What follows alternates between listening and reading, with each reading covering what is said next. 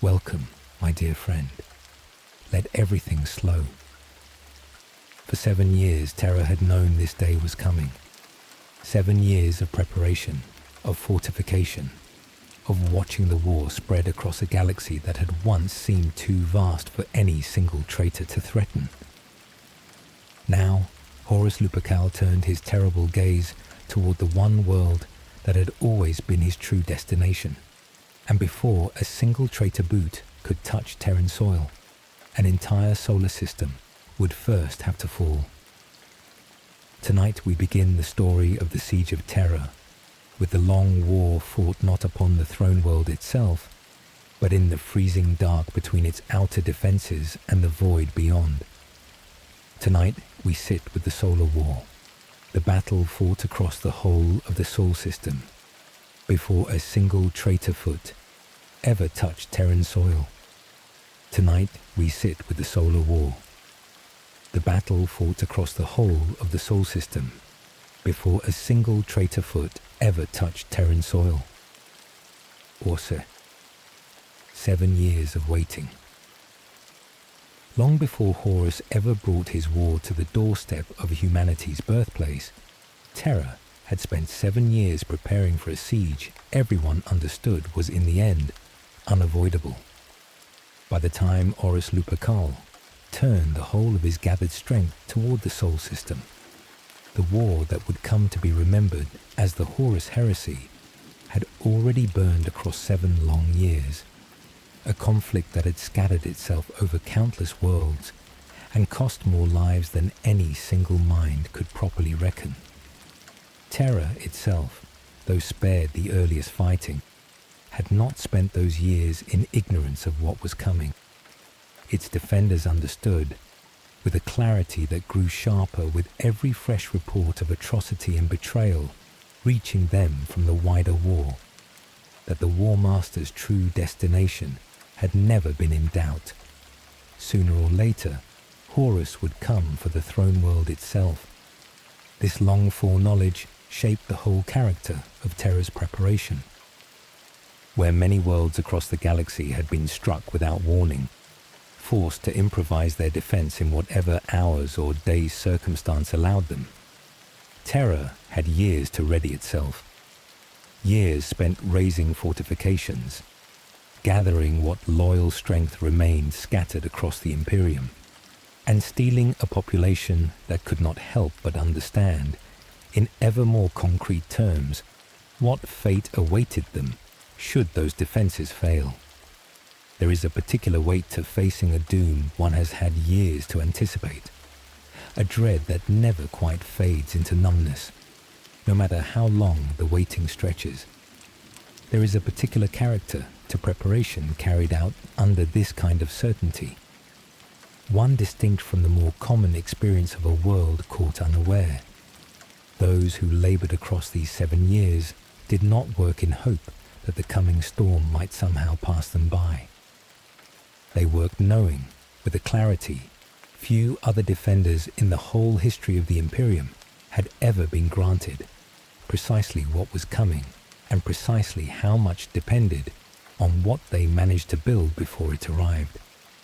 This is a harder kind of labor than the desperate improvisation forced upon the unprepared, for it offers no comforting uncertainty to soften the weight of what must be done. Only the plain and unrelenting knowledge of a deadline that grows nearer with every passing season. And there is a particular strain in sustaining resolve across so long a span of anticipation. A defender who must hold firm for a single desperate night draws upon a kind of courage suited to short and violent exertion. A defender who must sustain that same resolve across 7 full years, watching reports of atrocity accumulate from every corner of a galaxy already lost to civil war, draws instead upon something closer to endurance, a courage measured not in a single burst of desperate effort, but in the slow, grinding discipline of showing up day after day, to labor toward a readiness that might, in the end, still prove insufficient. By the time Horus at last turned the full weight of his gathered forces toward the Sol system, Terra's defenders had used every one of those 7 years as well as preparation could allow. And still, when the moment arrived at last, the scale of what descended upon them would test even the most thorough readiness this long anticipation could produce. There is a sobering lesson worth drawing from this gap between preparation and adequacy, one that the whole shape of the coming siege would only confirm further. No amount of foreknowledge, however thoroughly used, could close in whole the distance between what Terra's defenders had managed to build and what the sheer scale of Horus's gathered strength would demand of them. 7 years is a long time by any ordinary measure, long enough to raise walls and gather fleets and drill soldiers past the point of exhaustion. It proved in the end not quite long enough to match an assault drawn from the accumulated might of an entire fractured imperium turned against itself. The Sol system as the last wall. Before any traitor force could set foot upon Terra itself, Horus first had to break the fleets and bulwarks arrayed across the whole of the Sol system. A solar-scale battle fought in the freezing dark between the worlds. Terra did not stand alone and undefended at the heart of an open system. Long before any enemy fleet could hope to approach the throne world itself, it would first have to contend with the whole of the Sol system's layered defense, fleets and fortified worlds, and void stations scattered across the planets and moons that orbited the same sun as humanity's birthplace. This was the first, and in its own way, the most sprawling battlefield of the entire siege. A war fought across the vast and freezing distances separating one celestial body from the next, rather than around any single world separating one celestial body from the next. To gain even a foothold on Terran soil, Horus first had to contend with this system-wide defense in earnest, a campaign that would come to be remembered as the Solar War, fought across the same span of void that had once carried humanity's earliest ships outward into the stars. This was warfare on a scale that dwarfed nearly anything the wider Heresy had yet produced. Entire fleets committed to battles that unfolded across distances measured in millions of miles. A war whose scope alone marked it as something categorically different from the more contained sieges and massacres that had come before it. There is a particular irony worth marking in where this final stage of the Heresy chose to unfold. The same void that had once carried humanity outward in an age of hopeful expansion, the same routes and distances that had marked the earliest triumphs of the Great Crusade, now became the setting for a war meant to determine whether that whole project of expansion would end in ruin or endure. Ships that might once have carried banners of conquest and unification now carried instead the banners of civil war, contesting the very space through which humanity had first reached for the stars. This scale of engagement also meant that no single commander, however skilled, could hope to hold the whole picture of the Solar War clearly in mind at once. Battles unfolded at the same time across worlds separated by distances that made any unified moment-to-moment command all but impossible, forcing every commander involved, loyalist and traitor alike, to trust subordinates and distant allies to hold their own portion of a war too vast for any single mind to oversee in whole. There is a particular anxiety in warfare conducted at this scale, one distinct from the more immediate terror of a single battlefield. A defender fighting within sight of the enemy at least knows, moment to moment, whether the line still holds. A commander overseeing a war spread across the whole breadth of a solar system must instead trust reports carried across vast distances, information that may already be hours or days out of date by the time it reaches them, decisions made and consequences unfolding long before any confirmation of success or failure can return. To fight the solar war was to fight partly blind, trusting in preparations laid months or years before, and in commanders one might never speak with face-to-face for the whole duration of the campaign. There is a particular dread in imagining a war fought at this scale, one that offers no single battlefield a mind might hold clearly in view, no single front whose fall or survival could be tracked with any simplicity. The solar war unfolded across an entire system at once, its outcome decided by the accumulated weight of countless clashes fought at once, rather than by any single engagement across worlds and moons and the black distances between them, each one contributing in its own small way to whether Horus would ever reach the world his whole war had always been aimed toward. Rogal Dorn, Praetorian of Terra. Even as the solar war raged across the outer system, Rogal Dorn, the Praetorian of Terra, laboured to ready the throne world's own defences for whatever forces might, in time, break through. Even as the wider Sol system burned, Rogal Dorn, the Primarch entrusted with Terra's own protection, did not wait idly for the outcome of that distant struggle. As Praetorian of Terra, he bore the responsibility for readying the throne world's own defences, a labour that continued without pause regardless of how the battles raging across the outer system might resolve. Whatever the solar war's outcome, Dorn understood that some measure of the traitor host would, in time, reach Terra itself, and he intended his world to be ready for that arrival, no matter how the more distant fighting unfolded. This dual burden, a system-wide war whose outcome remained uncertain, and a homeworld's defences that could not wait for that uncertainty to resolve, marks the peculiar strain of this earlier stage of the siege. Dorn could not merely commit every resource to the outer battles in hope of preventing the enemy's arrival altogether, nor could he abandon those distant engagements entirely to focus solely on Terra's own walls.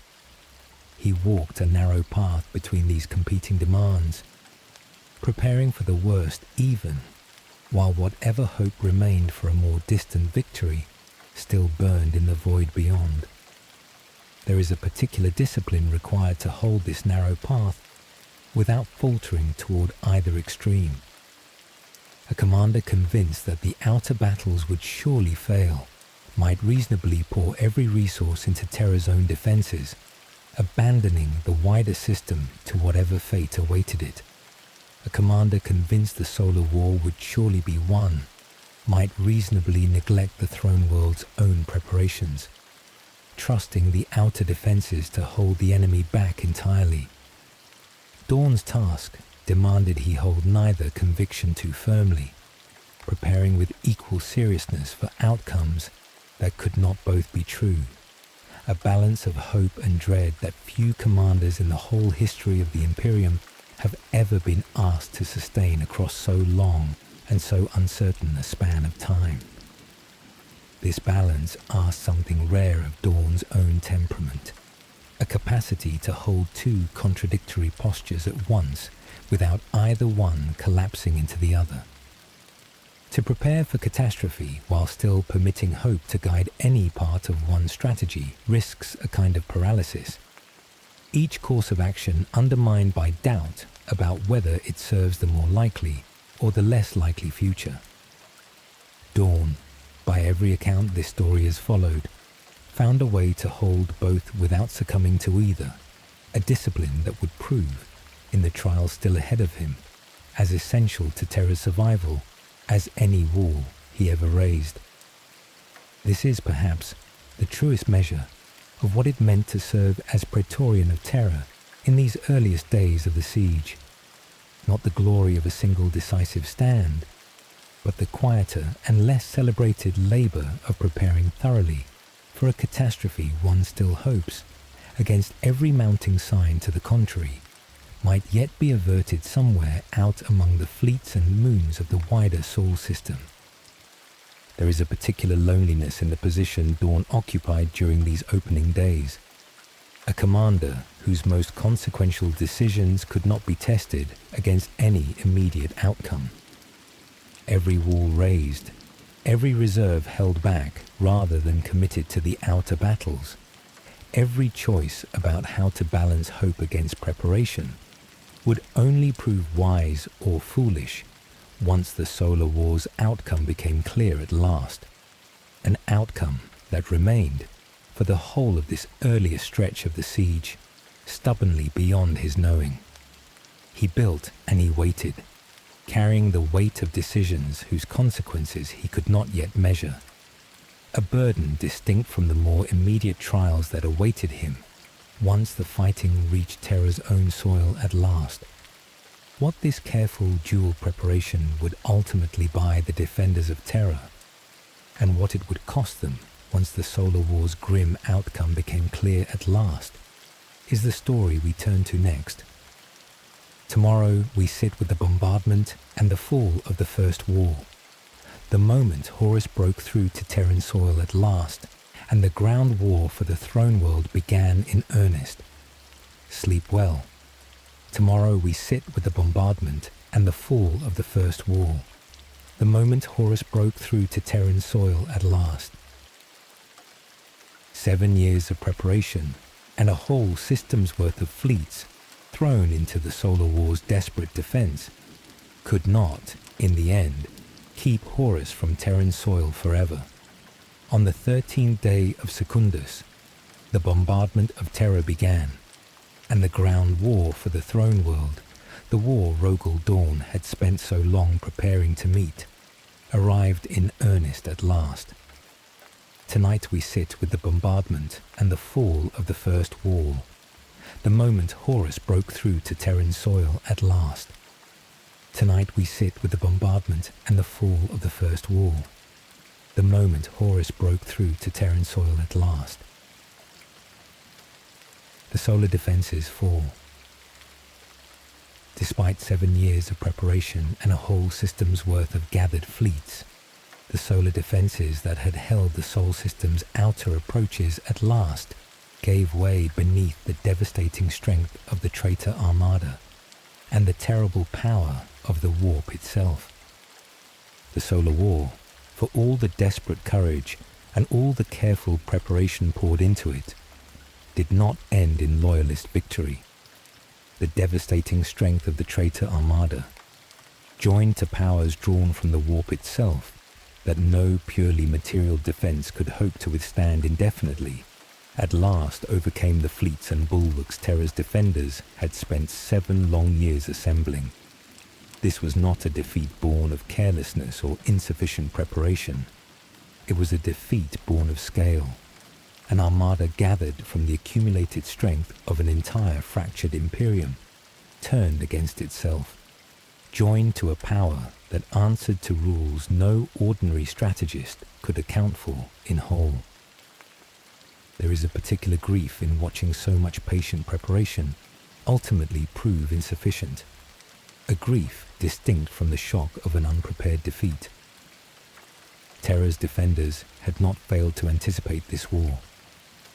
They had anticipated it for years, built against it with every resource available to them, and still found themselves overwhelmed once the true scale of Horus's gathered strength revealed itself in full. This is perhaps the harder kind of loss to carry forward, not the failure to prepare, but the discovery that even thorough preparation cannot always match what an enemy brings against it. There is something worth sitting with in what this outcome reveals about the very nature of the war Terra now faced. 7 years of preparation had assumed, however implicitly, that sufficient readiness might hold against whatever Horus brought to bear, that careful planning and gathered strength could, in the end, prove equal to the threat. The Solar War's outcome undermined this assumption in the plainest possible terms. No degree of preparation, however thorough, could guarantee victory against an enemy willing to commit the accumulated might of an entire fractured empire, backed by powers that answered to no ordinary rule of war. Terra's defenders would carry this hard lesson forward into every stage of the siege still to come. A knowledge that readiness alone, however well built, offers no promise of survival against a threat determined enough to overwhelm it. With the solar defenses broken, the path to Terra itself lay open at last. Whatever hope had sustained the defenders through the long uncertainty of the solar war now gave way to a grimmer certainty. The enemy was coming, and no fleet remained capable of stopping his arrival. What followed would test not the outer approaches to the Sol system, but the throne world itself, and the countless walls and bastions still standing between Horus and the seat of his father's rule. The bombardment begins. On the 13th day of Secundus, orbital bombardment rained down upon Terra itself, the opening act of a ground war that would, before it ended, cost the lives of billions. The date itself would come to be remembered across every account of the siege that followed. The 13th day of Secundus, when the bombardment of Terra began in earnest. With the solar defenses broken and the traitor armada free to close upon the throne world itself, Horus unleashed a bombardment upon Terra's surface that marked the true beginning of the siege proper. Ordnance falling upon a world that had, until this moment, been spared the direct violence already visited upon so many other worlds across the wider Heresy. This bombardment served a purpose beyond simple destruction. It was meant to soften whatever defenses still stood upon Terran soil, to break morale and infrastructure alike before the ground assault that was sure to follow. A prelude of fire and ruin, meant to make the coming invasion as costless as possible for the forces Horus intended to commit to it. Whole regions of the throne world's surface bore the weight of this opening barrage, a foretaste of the devastation still to come, delivered from orbit before a single traitor boot ever touched the ground below. There is a particular horror in bombardment of this kind, a violence delivered from a distance no defender on the ground could hope to answer in kind. Those who endured this opening barrage could do little but shelter and wait, powerless to strike back at an enemy still positioned safely beyond the reach of any weapon Terra's surface defenses could bring to bear. This one-sided suffering, endured before the ground war even properly began, set the tone for much of what followed. A siege in which survival itself, let alone victory, would demand a price few defenders could have imagined in whole, even after 7 years spent preparing for just this outcome. There is a psychological toll worth naming in this kind of one-sided suffering, distinct from the fear of a battle where both sides face equal risk.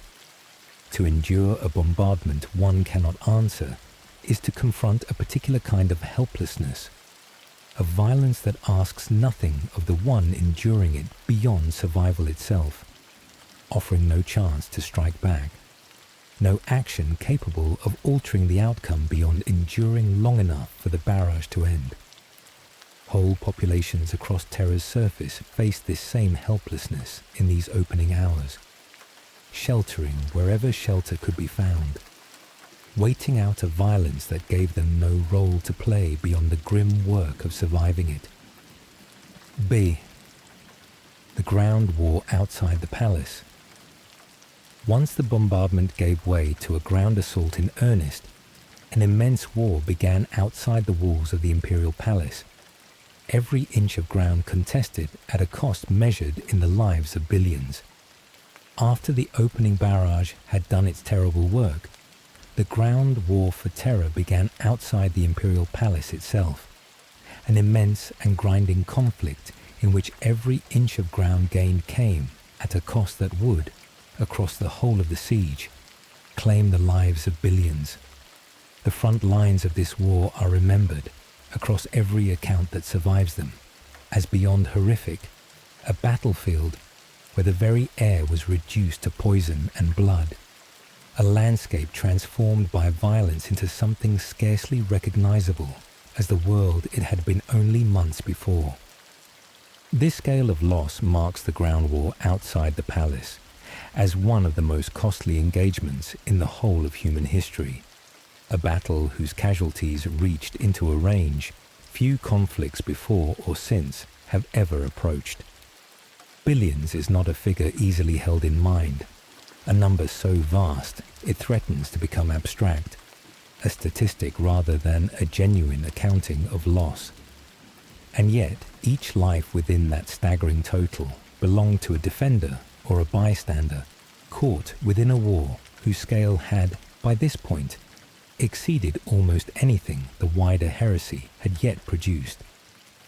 There is a grim logic in why this ground war proved so costly, one bound up in the very purpose the outer battlefield served. Every defender who held their ground outside the palace walls, even briefly, bought time for those preparing the deeper defences still to come.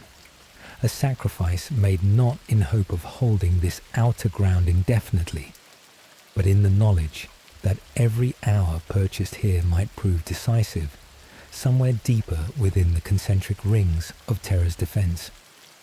This outer war was never expected to be won outright. It was expected to be survived for as long as possible, each life spent in its defence a fragment of time bought for whatever came after.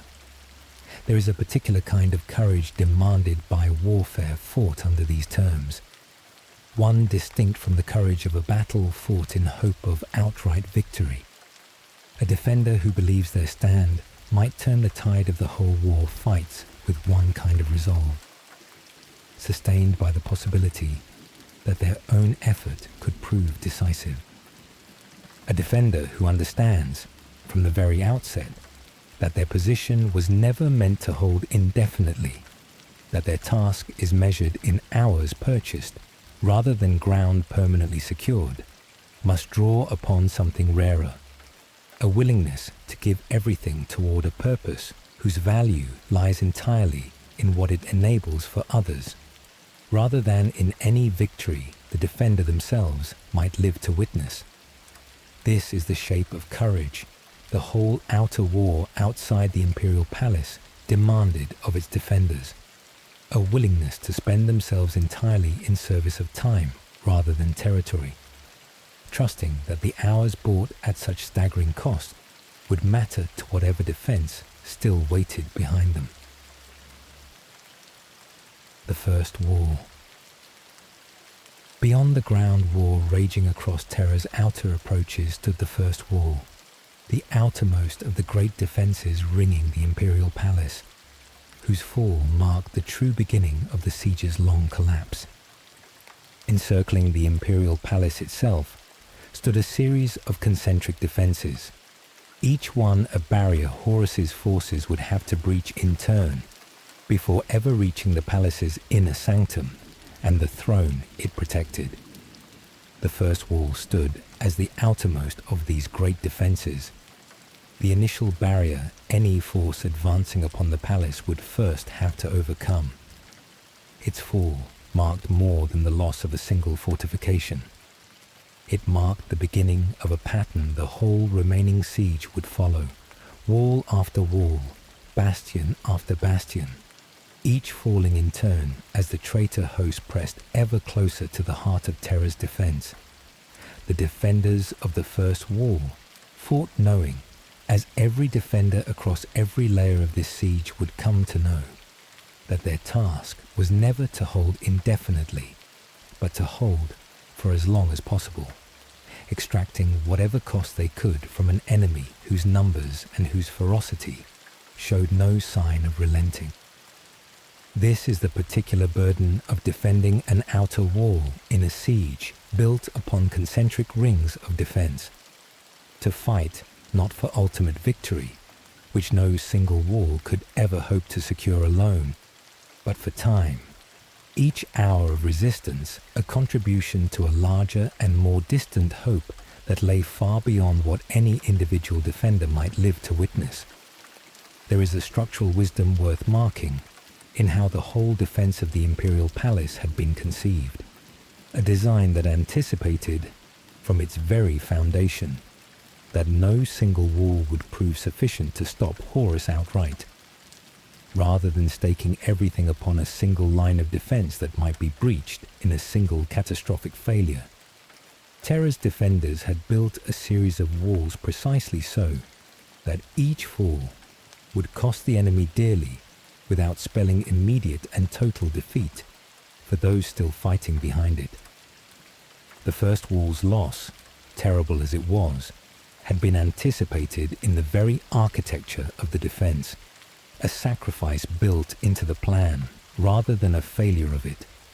This design carried its own quiet cruelty for those tasked with holding each individual wall, for it meant fighting and dying upon ground that everyone, defenders and commanders alike, understood would be lost in time. To stand upon the first wall was to accept, from the very outset, a role defined by eventual defeat rather than lasting victory, a burden few soldiers in any other war are ever asked to shoulder so plainly. And yet there is a dignity worth marking in soldiers who fight this way regardless, holding ground they know cannot be held forever, extracting every possible hour from a position whose ultimate loss was never in serious doubt. This is warfare stripped of the comforting fiction that victory remains within reach at every position, replaced instead by a harder and more honest calculus. How many hours can be purchased here? How much can be bought before the loss that everyone already understands is coming? What the fall of the first wall meant for the wall still standing behind it, and the mounting pressure Rogel Dawn now faced as his own forces struggled to hold ground he could not defend everywhere at once, is the story we turn to next. Tomorrow we sit with the Saturnine Wall and the Eternity Wall, the deeper defenses that would, in their turn, face the full weight of Horus's advancing host. Sleep well. Tomorrow we sit with the Saturnine Wall and the Eternity Wall, the deeper defenses that would, in their turn, face the full weight of Horus's advancing host. With the first wall lost and the traitor host pressing ever deeper toward the heart of the Imperial Palace, Rogel Dawn redoubled his efforts to hold back an enemy his own forces could no longer match in numbers or in firepower. What followed was neither simple defeat nor simple victory, but both at once: the loss of the Eternity Wall and a genuine triumph over the sons of Horus at the Saturnine Wall that stood beside it. Tonight we sit with the Saturnine Wall and the Eternity Wall, the deeper defenses that would, in their turn, face the full weight of Horus's advancing host. Tonight we sit with the Saturnine Wall and the Eternity Wall, the deeper defenses that would, in their turn, face the full weight of Horus's advancing host. Chew. Dawn cannot defend everything. As the traitor host tightened its grip upon the Imperial Palace, Rogel Dawn faced a mathematics of defense that no amount of skill or determination could overcome. Forces vastly outnumbered and hopelessly outgunned, spread across defenses too vast for any single commander to hold everywhere at once. With the first wall's fall behind him, Rogel Dawn faced a truth that would come to define the whole of this middle stage of the siege. The sheer scale of the traitor host arrayed against Terra had grown to a point where his own forces, however skilled, however determined, could not match it, wall for wall, bastion for bastion, no matter the cost paid trying. The Imperial Palace's concentric defenses, layered with such care across generations of preparation, now strained under an assault whose numbers exceeded anything even the most pessimistic pre-war planning had accounted for. This was not a failure of Dawn's own generalship, but a mathematics no generalship could overcome. A defender can hold a wall against superior numbers for a time, through skill and fortification alone. But every wall held Demand's soldiers to hold it, and Dawn's soldiers, however capable, existed in finite number against an enemy who seemed, from the perspective of the besieged, to draw upon reserves without any comparable limit. Dawn could not defend everything, and the recognition of this plain and terrible fact shaped every decision he made across this stage of the siege, forcing him to choose again and again which ground could be held and which ground would have to be surrendered in order to preserve strength for whatever defense still lay ahead. There is a particular kind of leadership demanded by circumstances like these, one distinct from the leadership that guides an army toward outright victory. Dawn's task, across these grinding weeks, was not to win in any conventional sense the word might suggest, but to manage a controlled and deliberate retreat, choosing which losses to accept and which ground to defend, with everything remaining to him. A triage of defense conducted under pressures few commanders in the whole history of warfare have ever faced at such scale.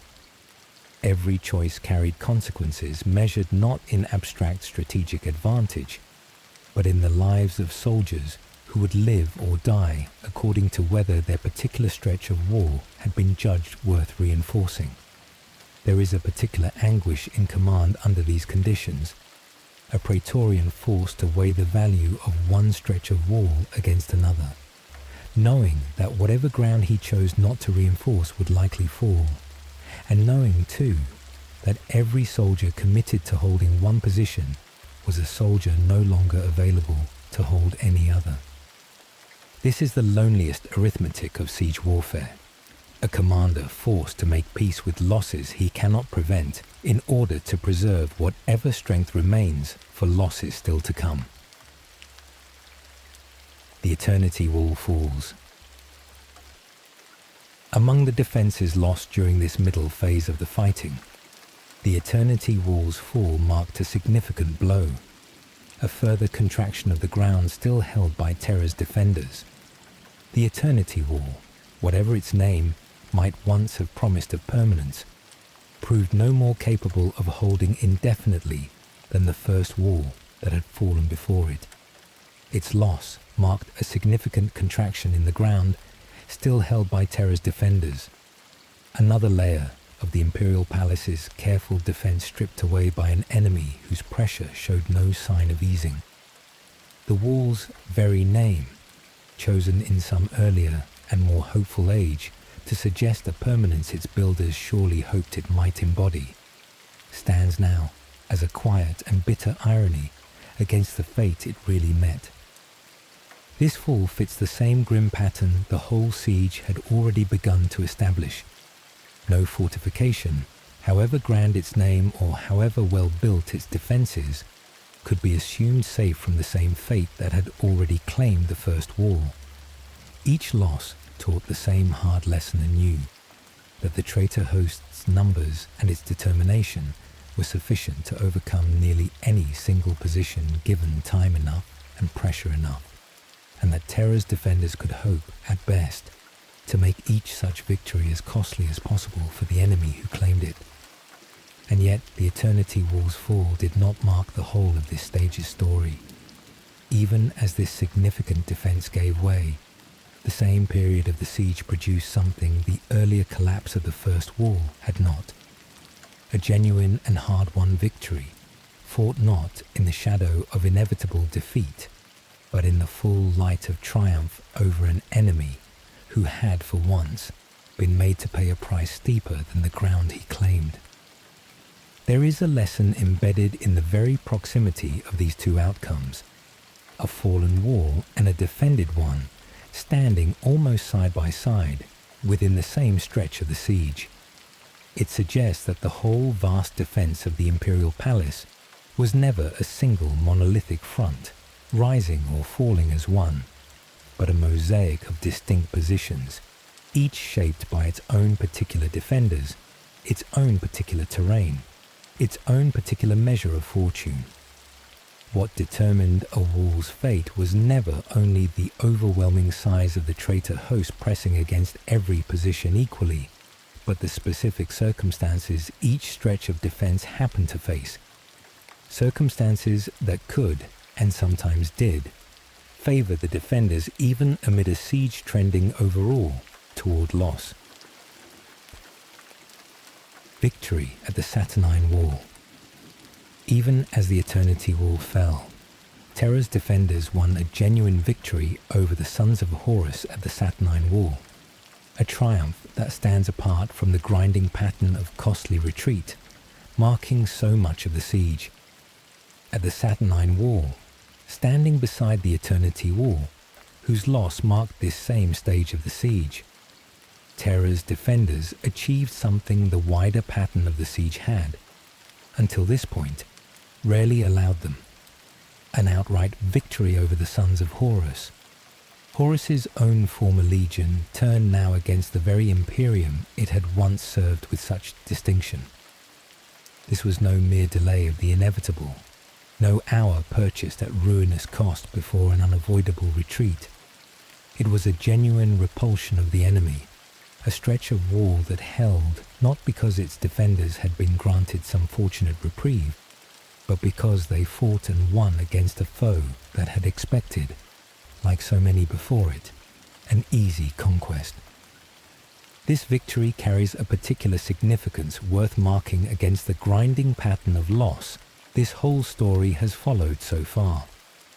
The Siege of Terra was never a uniform collapse, every wall falling in identical fashion to an enemy whose triumph was assured from the outset. It was instead a contest fought unevenly across many fronts at once. Some positions lost at ruinous cost, others held and even turned decisively against the attacker.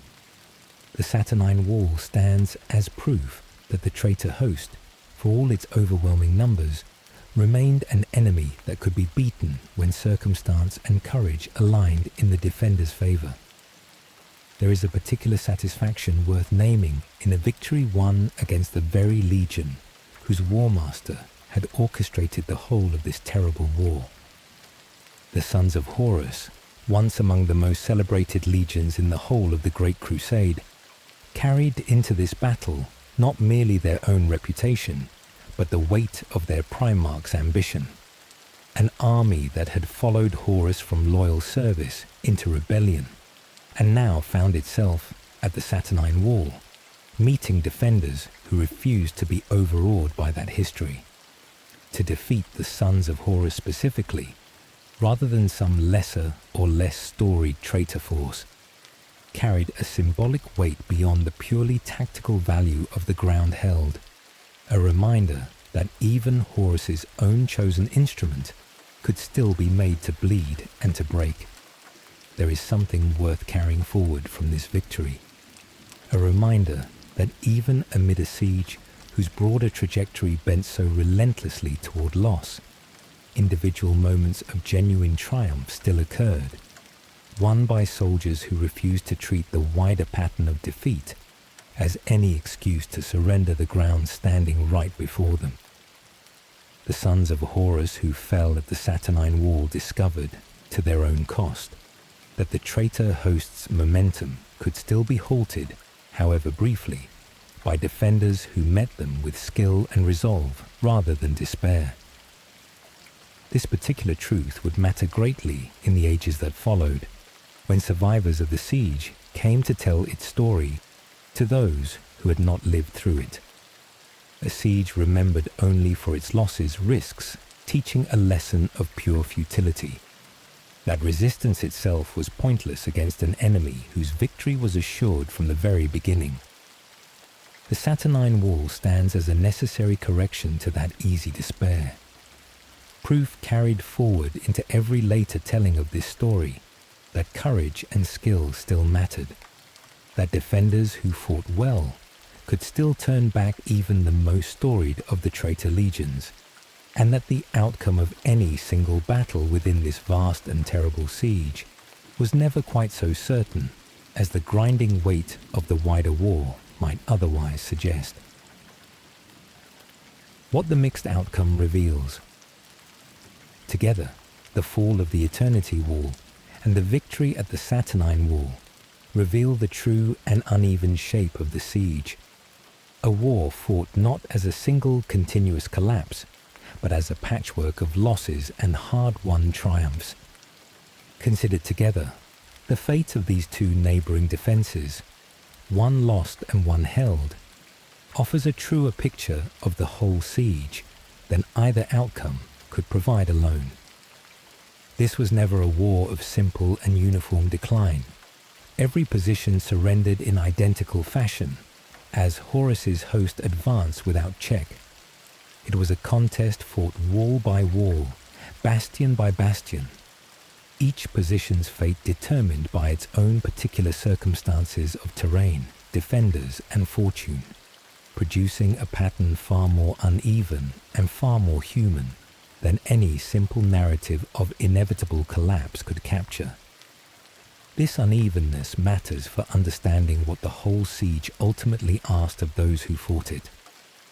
Every defender did not face certain defeat merely by virtue of standing somewhere along the imperial palace's crumbling perimeter. Some faced genuine chances of victory, chances that depended upon their own skill and courage, rather than upon any predetermined outcome the wider war had already decided for them. The mixture of loss and triumph marking this whole episode reminds us that even within a war trending, on the whole, toward catastrophe, individual battles retained their own genuine stakes, their own real possibility of being won. There is a broader lesson worth drawing from this whole grim arithmetic, one that would prove essential to understanding everything still to come.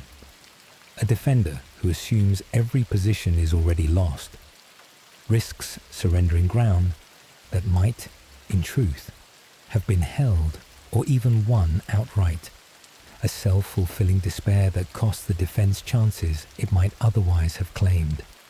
And a defender who assumes every position can be held risks squandering strength on ground that is, in truth, beyond saving. Resources better spent reinforcing whatever stretch of wall might yet be turned into a Saturnine Wall of its own. The siege demanded, at every stage, a clear-eyed assessment of which battles could still be won and which could only be survived, a discernment as essential to the defense of Terra as any wall or weapon its defenders possessed. What this mixed and uneven stage of the siege meant for the defences still standing behind the fallen Eternity Wall, and the mounting despair that would soon begin to test even the most resolute defenders as the traitor host pressed toward the Mercury Wall, is the story we turn to next. Tomorrow we sit with the Mercury Wall and the false paradise, the despair that crept into the dreams of Terra's defenders as chaos itself began to press against their failing resolve. Sleep well. Tomorrow we sit with the Mercury Wall and the false paradise, the despair that crept into the dreams of Terra's defenders as chaos itself began to press against their failing resolve.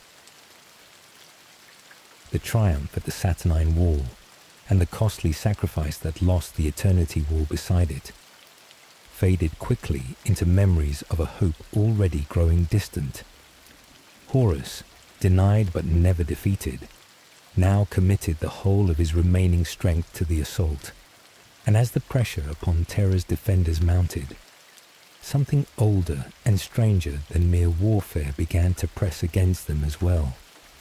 Tonight we sit with the Mercury Wall and the false paradise, the despair that crept into the dreams of Terra's defenders, as chaos itself began to press against their failing resolve. Tonight, we sit with the Mercury Wall and the false paradise, the despair that crept into the dreams of Terra's defenders as chaos itself began to press against their failing resolve. Horus drains the heavens. With the principal spaceports of Terra now in his grasp, Horus committed the whole of his remaining reserves to the assault, denied his earlier victories, but by no means defeated by them. The hope that had briefly flickered after the defenders' triumph at the Saturnine Wall did not last. Whatever ground had been won there, whatever cost had been extracted from the sons of Horus in that single hard-fought engagement, could not undo the wider trajectory of the siege, nor the fact that Horus now held the principal spaceports across Terra's surface. With this foothold secured, the War Master turned to committing the last of his gathered strength to the assault, drawing down reserves he had, until this point, kept in reserve for whatever resistance still remained to be broken. This commitment marked a shift in the character of the siege. Where earlier stages had seen the traitor host press forward while still holding strength in reserve, Horus now moved to spend what remained of his gathered might without restraint, a signal that he judged Terra's defense close enough to breaking that the final measure of his strength might prove decisive. For the defenders watching this escalation unfold, it offered a bitter kind of clarity. Whatever chance remained of holding the palace would be tested now, against the fullest weight of everything Horus had assembled across years of rebellion. There is a particular significance in recognizing the moment an enemy commits everything, one that shapes how a defender must understand the battle still ahead. So long as Horus held reserves in waiting, Terra's defenders could hope that time itself worked, in some measure, against him, that patience and endurance might, in time, outlast whatever strength he chose to commit in stages. Once that reserve was spent, this particular hope vanished entirely. What remained was a contest measured purely against the totality of what each side could bring to bear in the present moment, with no further escalation left for either side to fear or to hope for. This shift also changed what victory or defeat would mean for the defenders who now faced this wholly committed assault. There would be no later, harder wave to dread once this one had passed. No further escalation still held in reserve to worry over. Whatever came next would be decided by the strength already arrayed, a finality that offered its own strange and terrible clarity, even as it stripped away whatever comfort uncertainty about the enemy's remaining strength might once have provided. There is a peculiar mercy hidden within this grim finality, one worth naming even amid so dark a stage of the siege. Uncertainty carries its own particular burden, a dread of the unknown that can wear upon defenders as heavily as any confirmed threat.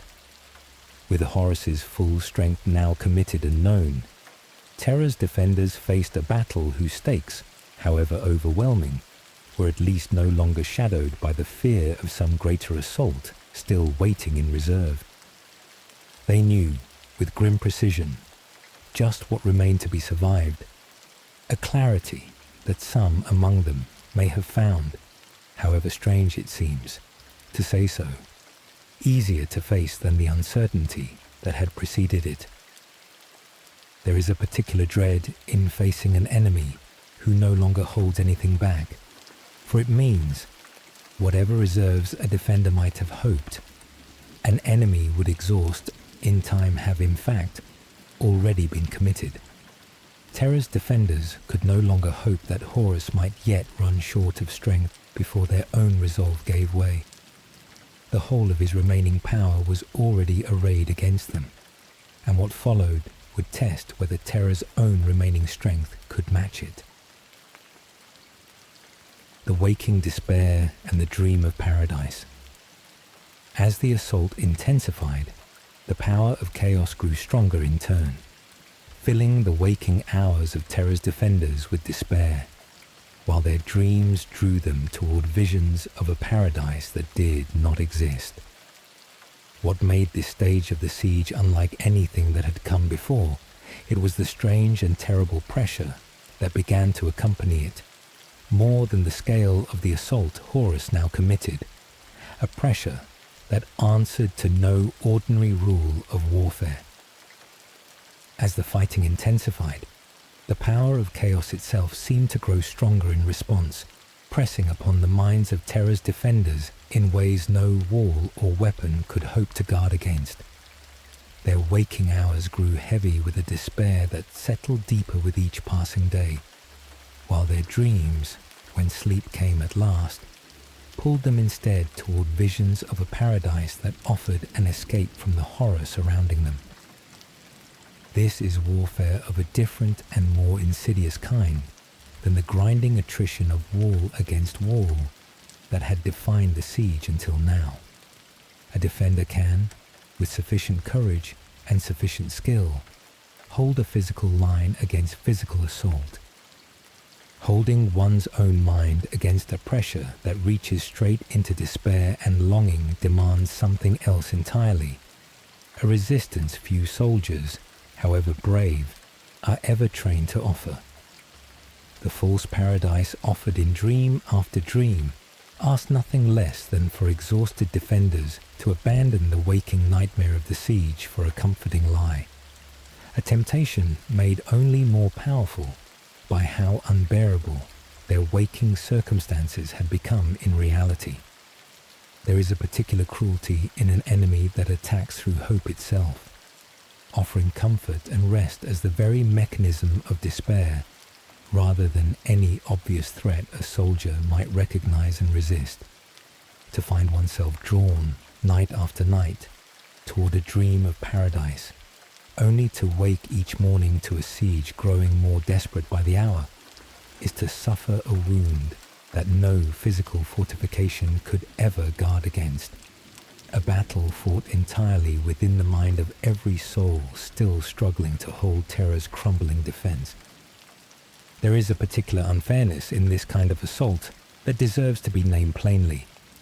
A soldier who trains for war expects to face weapons and tactics, an enemy whose strength can be met with equal strength, equal skill, equal preparation. No training regimen, however thorough, prepares a defender to guard their own dreams against an enemy capable of reaching straight into the deepest and most private corners of their longing. This is warfare that exploits precisely the parts of a person least accustomed to defense, the hope for rest, the longing for an end to suffering, turned against the very soldiers who might otherwise have held indefinitely against any weapon built of steel and fire alone. And there is a particular horror in imagining what it must have meant to wake morning after morning from a dream of paradise into a reality growing steadily worse, each waking a fresh betrayal by one's own mind, each returning despair sharpened by the brief and false comfort dreams had offered in the night before. Some defenders, by every account this stage of the siege has left behind, found their resolve worn away by this cycle long before any physical wound or exhaustion could claim them, undone by the treachery of their own sleeping minds, rather than by the enemy's weapons. There is a lesson worth drawing from this particular horror, one that speaks to the whole character of the war. Terra now found itself fighting. Physical courage, however essential, could not alone answer a threat aimed so precisely at the mind and the heart, rather than the body. Whatever defense Terra's soldiers could raise against ordinary weapons offered little protection against an assault that worked through longing and exhaustion, rather than through blade or bolt. A reminder that the siege had, by this stage, become a battle fought as much within the souls of its defenders as across the crumbling wall still standing between them and the enemy. The clash of Titan legions. As the defenders' will began to crack under this mounting pressure, Horus committed the Titans of the Legio Mortis to breach the walls, and at the Mercury Wall, these god engines met their ancient rivals of the Legio Ignatum in a battle between Titans. As the fabric of Terra's defenses continued to strain, and the resolve of those manning them began, in places, to crack under the accumulated weight of despair and dream alike, Horus judged the moment right to commit a weapon capable of breaking through by force what patience and pressure had already begun to unravel from within. He ordered the Titans of the Legio Mortis forward, colossal war engines committed now to breach the Mercury Wall by whatever destructive power their towering frames could bring to bear against it. Standing against them was the Legio Ignatum, ancient rivals of the Legio Mortis in a history that reached back long before either legion had ever turned its guns toward Terra itself. This was a clash between titans in the truest sense of the word, god engines whose rivalry predated the whole of the Heresy meeting, now in a battle whose outcome would help decide whether the Mercury Wall could hold against the traitor host's mounting pressure. Whatever old grievances or old rivalries had once defined the relationship between these two Titan legions found their fullest and most consequential expression in this single engagement, fought not for ancient pride, but for the survival of the throne world itself. There is a particular weight in imagining what this reunion of ancient rivals must have meant to those who commanded these towering war engines, a history of rivalry stretching back through ages of the Imperium's long expansion, now called to serve a purpose neither legion could ever have anticipated when their enmity first took root. Whatever pride or grievance had once separated Legio Mortis from Legio Ignatum in ages of more ordinary conflict, the stakes at Mercury Wall dwarfed anything their earlier rivalry had ever demanded of them. A battle in which the survival of the whole Imperium, rather than mere honor or precedence, hung upon which Legion's god engines proved equal to the moment. This clash of titans also carried a symbolic weight beyond its immediate tactical stakes, a reminder that even the war machines built to serve humanity's expansion across the stars had not been spared the poison of civil war that had already turned brother against brother and legion against legion throughout the whole of the wider heresy. That two Titan legions, ancient rivals bound by history rather than by the heresy's newer divisions, should meet now on opposite sides of this same terrible war only underscores how thoroughly the conflict had come to reshape every corner of the Imperium it touched. Even as these towering engines clashed above and around the Mercury Wall, a handful of desperate souls within the walls sought some other answer to the crisis pressing upon them, searching for some way to turn back the tide of the warp's malign influence that no Titan's guns, however powerful, could ever hope to silence outright. There is a fitting symmetry in this pairing of the vast and the intimate, colossal war engines contesting the fate of a wall through raw and overwhelming force, while, within that same wall, a small handful of individuals sought an answer through means no Titan's cannon could ever provide. The Siege of Terra had by this stage become a war fought at every scale imaginable, all at once, from the towering clash of god machines to the quiet, desperate labor of those who understood that some threats could only be answered by will and cunning, rather than by firepower alone. Both efforts, the colossal and the intimate, would prove necessary before the Mercury Wall's fate was settled at last, a reminder that no single scale of resistance, however mighty, could answer every threat this strange and terrible siege had brought to Terra's door. What became of the Mercury Wall once this battle of titans and this quieter, more desperate search reached their conclusion, and what it meant for the inner palace, now standing as the last defense before the throne itself, is the story we turn to next. Tomorrow we sit with the inner palace, the final stretch of ground between the traitor host and the sanctum at the very heart of Terra's defense. Sleep well. Tomorrow we sit with the inner palace, the final stretch of ground between the traitor host and the sanctum at the very heart of Terra's defense. With the Mercury Wall breached and the Titans of Legio Mortis having done their terrible work, the traitor vanguard now tore toward the very heart of the Imperial Palace, sensing at last the victory Horus had spent so many years pursuing. What followed was a stretch of the siege defined by desperation, by gambits few defenders would have considered in calmer times, and by one commander's decision to stake everything on a single audacious strike far from the walls everyone else was fighting to hold. Tonight we sit with the inner palace, the final stretch of ground between the traitor host and the sanctum, at the very heart of Terra's defense. Tonight we sit with the inner palace, the final stretch of ground between the traitor host and the sanctum, at the very heart of Terra's defense. The inner walls breached. With the inner walls broken, traitor vanguards pressed toward the heart of the palace, and Terra's defenders, sensing the same nearness of catastrophe their enemies sensed of victory, turned to measures few would have countenanced before the siege had worn them this thin.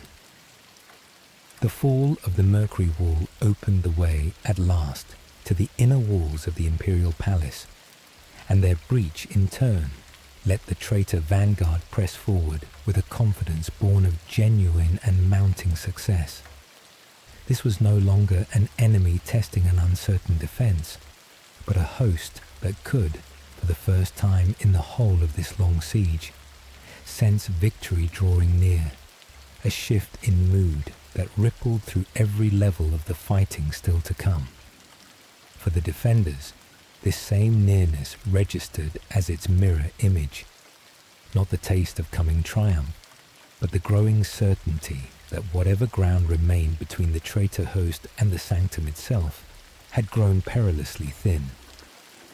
This nearness to catastrophe pushed Terra's remaining commanders toward measures that circumstances alone could justify, decisions few would have entertained in the calmer and more hopeful days before the siege had worn every reserve of strength and patience down to its last, thin thread. Desperation, at this stage of the fighting, was no longer a failure of nerve, but a rational response to a crisis that had outrun every ordinary tool available to answer it. What conventional strategy and steady defense could no longer promise, defenders now sought, through bolder and stranger means. There is a particular clarity that emerges once a defense has been pushed this far, a stripping away of every option that circumstance has already proven insufficient.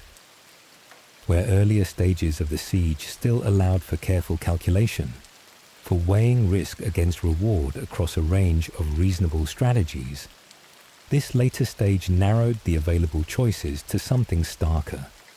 Measures that might, against every ordinary expectation, still turn the tide, set against a passive endurance that could promise only eventual and certain defeat. Commanders who might once have hesitated before such gambles now found themselves reaching for them, almost as a matter of course, the calculus of risk transformed entirely by how little remained to lose.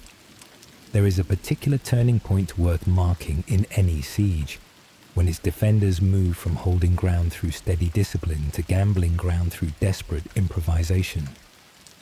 This shift marks not a failure of courage, but an honest reckoning with how far the crisis had already progressed, an acknowledgement that the tools which had carried the defense this far could no longer be trusted to carry it any further without some bolder intervention.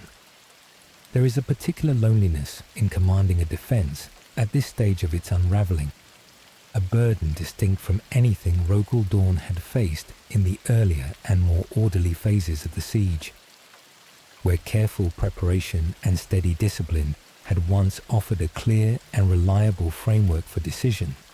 This later stage demanded judgment calls made on instinct and desperation alike, choices weighed not against established doctrine, but against the raw and uncertain calculus of what small chance of success any given gamble might offer against the near certainty of continued loss. Every commander still standing at this stage of the fighting carried this same weight, forced to abandon the comfortable certainties of earlier training in favor of choices that circumstance alone could justify. Desperate gambits. Among the measures taken in this darkest stretch of the siege, a reluctant figure touched by grace was released into the ruins of the fighting, and a warrior, long defined by unyielding zeal, took up a blade shaped, in every sense, by his own bitterness.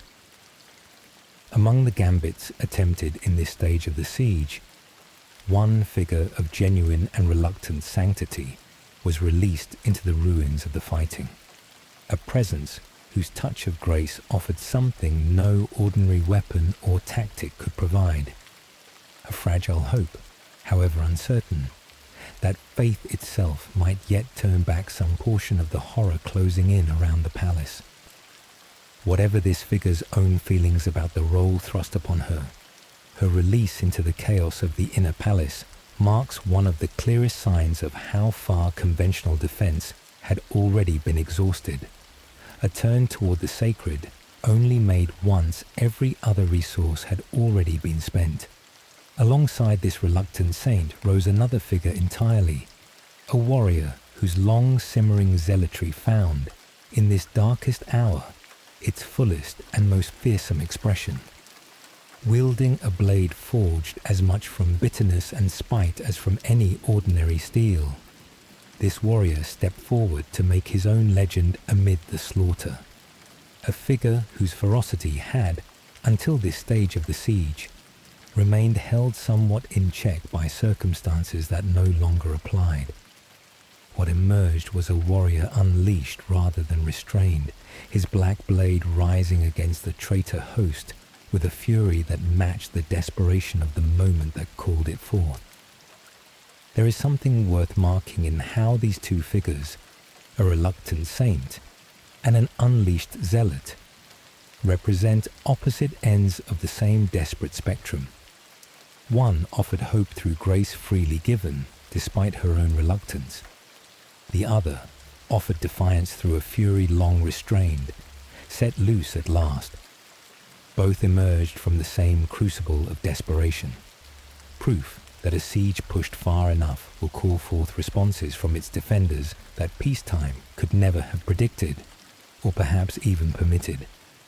There is a particular tension worth naming between these two figures, and what each represents about the nature of desperate hope.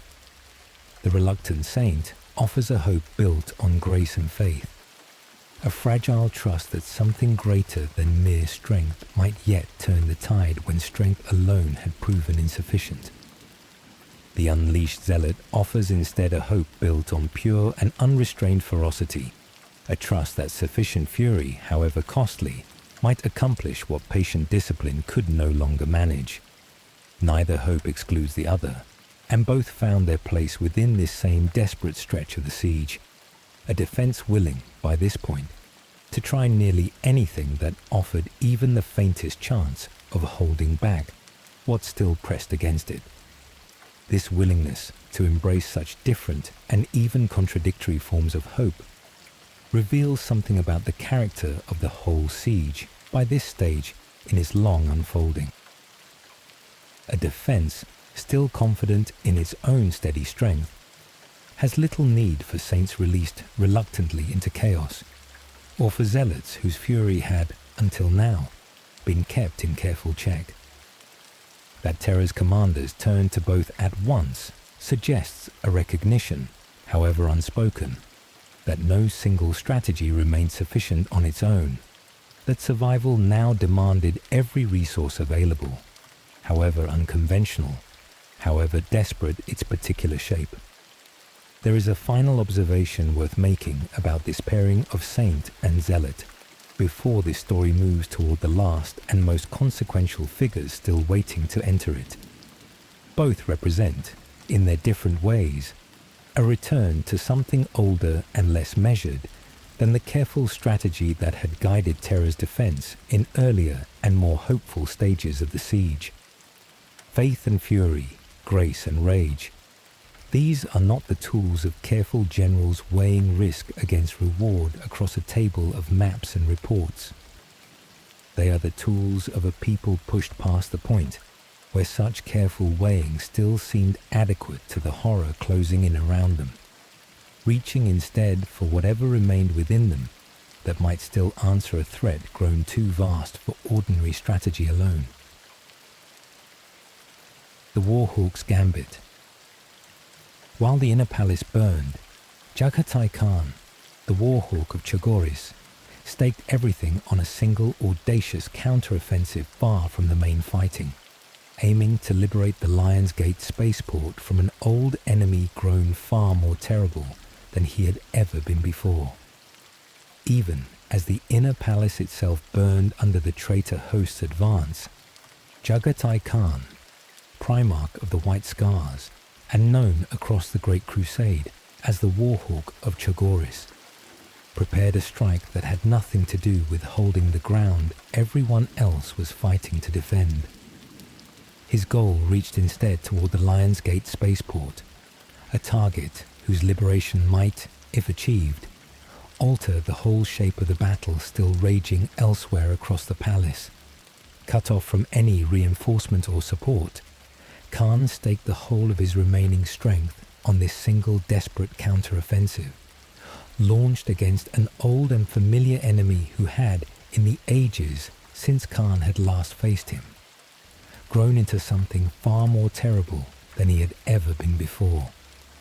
This enemy commanded forces given over entirely to the corruption of plague and decay, a legion whose fall from grace had transformed ordinary warriors into something closer to walking pestilence, servants of rot who had traded their old loyalty for a communion with disease itself. To ride against such an enemy demanded a courage distinct from the courage of holding a wall, for it asked Khan's own riders to face not merely superior numbers, but a foe whose very touch carried a horror few conventional weapons could answer in kind. There is a particular dread in facing an enemy whose corruption operates by rules entirely its own, a foe whose weapons include not only blade and bolt, but decay itself, a rot that spreads through contact and lingers long after any single engagement has ended. The White Scars who rode against this enemy carried into battle a fear distinct from the ordinary fear of death in combat, a dread of a slower and more terrible ending that the mere touch of their foe might inflict upon them. That Khan asked this of his own riders, knowing full well what horror awaited any who fell to such an enemy, speaks to how thoroughly the stakes of this single gambit had come to outweigh even the ordinary caution any commander might otherwise show toward the well-being of those he led into battle. And there is a particular history worth acknowledging in the enmity between Khan and this transformed old enemy, a rivalry stretching back through the whole of the Great Crusade, to ages before either side had ever imagined the war that would, in time, set them against one another under these terrible new terms. Whatever respect or rivalry had once defined their earlier encounters, this meeting carried a weight neither could have anticipated in those earlier, more ordinary days. A reckoning shaped entirely by the corruption that had transformed one combatant into something the other could barely recognize as the foe he had once known. The White Scars who rode out with Khan into this uncertain and desperate strike understood plainly what defeat would mean, a stake far graver than the loss of a single engagement.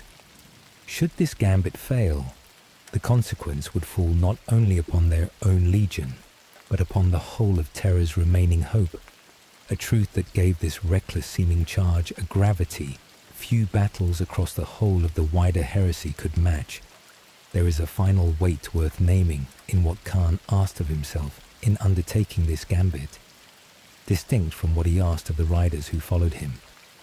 A commander who leads others into a desperate strike carries the particular burden of having chosen that risk on their behalf, a responsibility that falls most heavily upon whoever first proposed the gamble, rather than upon those who only followed where they were led.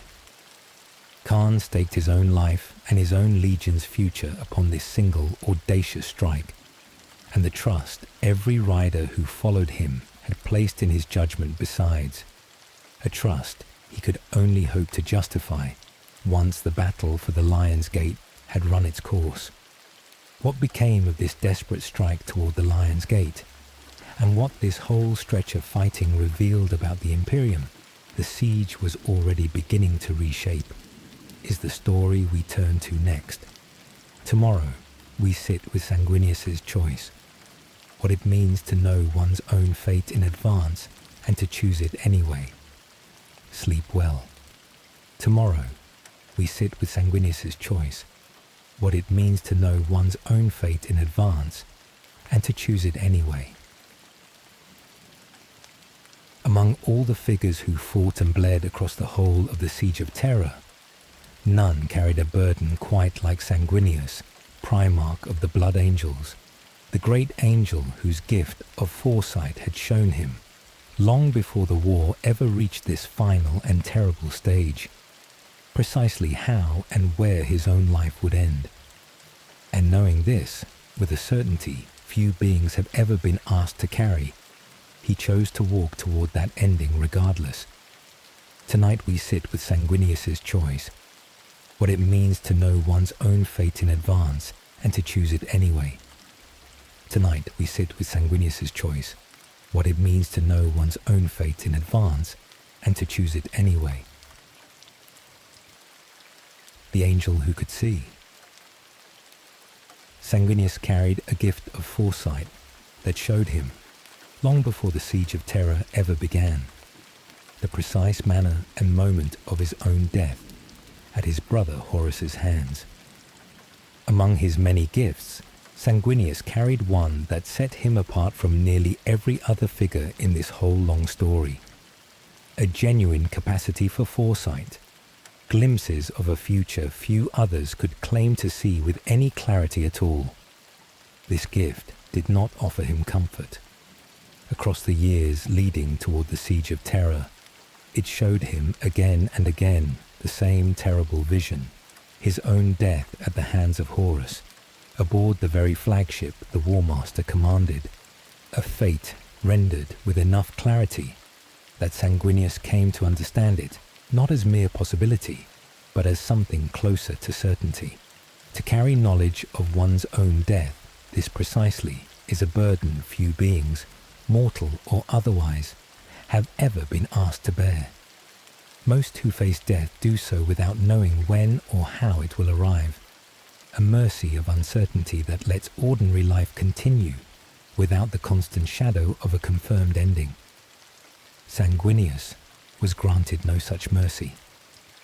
He walked through every remaining year of his existence with the specific knowledge of how it would conclude, a vision that never wavered, never offered him the comfort of doubt that might have let him hope, even briefly, that some other ending remained possible. There is a particular kind of courage demanded by living under this weight, one distinct from the courage of facing an uncertain danger. Sanguinius did not face the ordinary soldier's fear of a death that might or might not come. He faced instead the certainty of a death he had already seen with his own gift, a fate he carried through every battle and every quiet moment of reflection that followed, never permitted the small mercy of forgetting, even for an afternoon, precisely how his story was destined to end. There is a question worth sitting with in imagining what it must have meant to carry this knowledge across so many years of continued service and continued war. Did Sanguinius find, in this long foreknowledge, a kind of grim preparation, each passing year a further opportunity to make his peace with an ending already fixed? Or did the vision remain as raw and as terrible on the eve of its fulfillment as it had been the very first time it came to him? A wound that never scarred over no matter how long he carried it. This story offers no clear answer of its own, only the plain fact of his continued service across all those years, a devotion that never wavered despite knowing, with total certainty, just what that devotion would, in the end, cost him.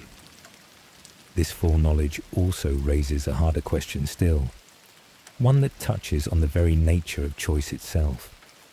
If Sanguinius had already seen his death with such clarity, in what sense could his final walk toward that death still be called a choice at all, rather than merely the fulfillment of a vision already fixed beyond his power to alter? And yet, even granting that the ending itself may have been beyond changing, the manner of walking toward it, with courage rather than despair, with purpose rather than resignation, remained entirely his own to choose, a distinction this whole story will return to before its telling is complete. A friendship corrupted. Before the heresy tore brother from brother, Sanguinius and Horus had shared a close friendship. One Horus himself would come to betray with a precision that suggests old affection curdled into something far darker. Long before Horus ever raised his banner against the Emperor, he and Sanguinius had shared a friendship closer than either held with most of their fellow Primarchs, a bond built during years of joint campaign across the Great Crusade. It was during this same period that Horus discovered the hidden flaw carried within the Blood Angel's own gene seed, the affliction that would come to be known as the Red Thirst, a vulnerability he chose, even then, to keep hidden from the Emperor rather than reveal. Whatever motive lay behind this early secrecy, it planted a seed that would, in the ages still to come, be turned to devastating use against the very legion whose trust Horus had once seemed to value. That use came at Cygnus Prime, where Chaos laid a trap specifically designed to exploit this same hidden flaw, driving the Blood Angels toward the very madness their gene seed had always carried the seed of. Horus himself, breaking from the plan laid out by those who served his new masters, insisted that Sanguinius specifically must die in this confrontation, a demand that hints at something more than simple strategy. Some accounts suggest Horus feared a rival in Sanguinius, a worry that his brother, were he ever to turn toward the very powers Horus now served, might find greater favor with those dark gods than the War Master himself ever had. Whatever the truth of this rivalry, it marks the friendship between these two brothers as one of the whole Heresy's most quietly devastating betrayals, a bond built across years of shared campaign turned, by the time of Cygnus Prime, into something closer to calculated threat. Sanguinius survived that first terrible confrontation, but the pattern it established, Horus reaching for whatever weakness he could find in a brother he had once called friend, would echo across every stage of the war still to come. There is a particular bitterness in a betrayal that begins with genuine friendship rather than mere rivalry or ambition, for it means the traitor once knew, with real intimacy, the very vulnerabilities he would later choose to exploit. Horus did not stumble upon the Blood Angel's hidden flaw as a distant enemy might, through espionage or fortunate circumstance. He learned of it as a friend and comrade, trusted enough to be told or to discover what Sanguinius might otherwise have kept hidden from any figure less close to him. That this same intimacy would later become the very instrument of Cygnus Prime's cruel design marks Horus's betrayal as something crueler than simple opportunism, a wound inflicted with the precision only genuine former closeness could provide.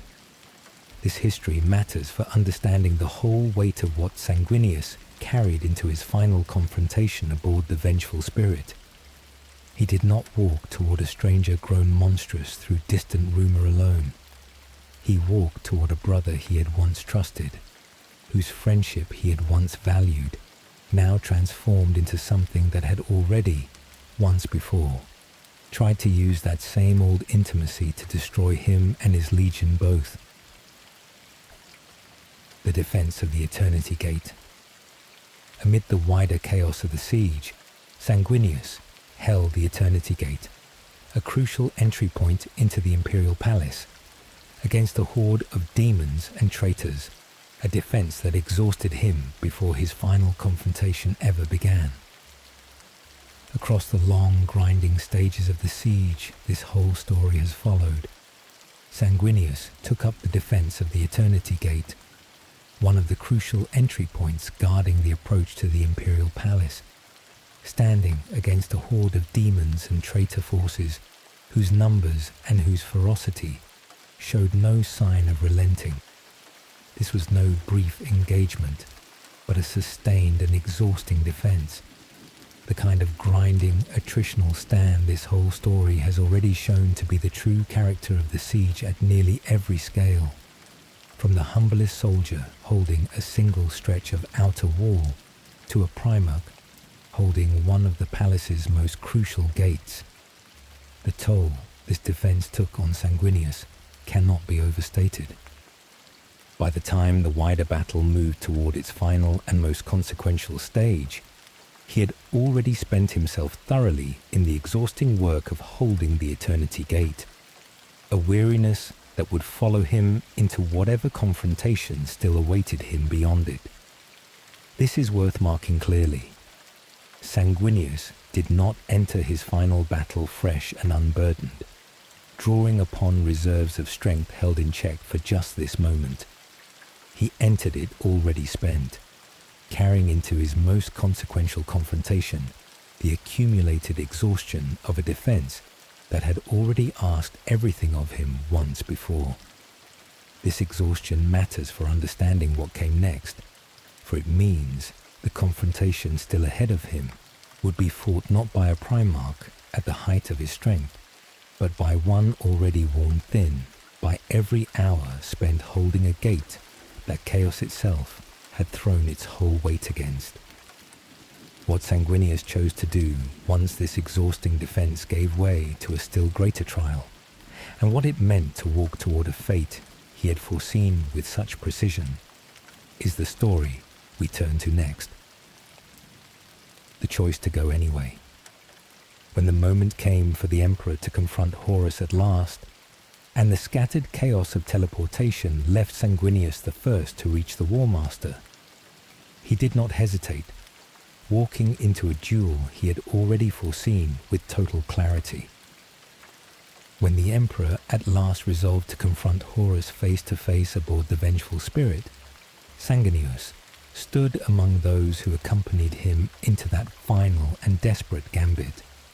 The teleportation that carried them aboard scattered the whole party across the ship, separating what should have been a unified confrontation into isolated fragments, each warrior finding their own path through the horror of Horus's flagship alone.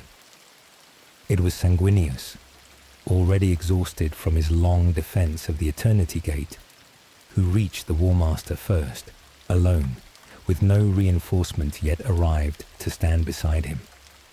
Here, at last, stood the confrontation his gift had shown him so many times before, rendered now in flesh and steel rather than vision.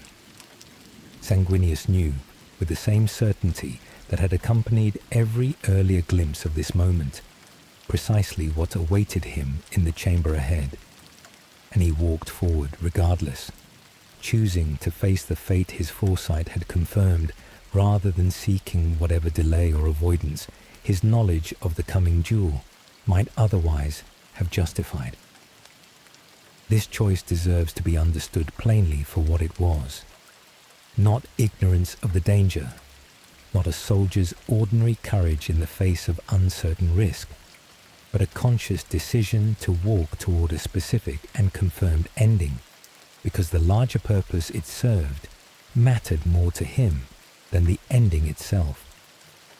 Whatever chance remained that his confrontation with Horus might yet buy the Emperor the opening he needed, Sanguinius judged that chance worth the whole of what his own foreseen death would cost him. There is a particular clarity in a choice made under these exact conditions, one worth setting apart from choices made under uncertainty, however brave they might otherwise appear. Most acts of sacrifice carry at least some possibility, however slim, that the sacrifice will not prove necessary after all. That circumstance might yet spare the one who offers themselves. Sanguinius carried no such possibility into this final walk. He knew, with the same total certainty his gift had always granted him, that this confrontation would end his life, and he chose it anyway, a purity of sacrifice that asks nothing of chance or fortune to soften what it really demanded of him. There is a final thought worth carrying forward from this choice, before this story turns to the confrontation it made possible. Whatever else Sanguinius accomplished across the whole of his long and celebrated existence, this single walk toward a death already seen and already accepted stands as perhaps the truest measure of what devotion, carried to its furthest possible extent, can look like. He did not need to hope his death might be avoided to find the courage for this walk. He needed only to believe that what his death purchased was worth the price already known in full. What became of this choice, and the duel that followed, when the great angel at last stood alone before his fallen brother, is the story we turn to next. Tomorrow we sit with the duel, the confrontation between Sanguinius and Horus that decided more than either brother could have known in the moment it began. Sleep well. Tomorrow we sit with the duel, the confrontation between Sanguinius and Horus that decided more than either brother could have known in the moment it began. Sanguinius had walked toward his own foreseen death with open eyes, and now, aboard the Vengeful Spirit, that death found him.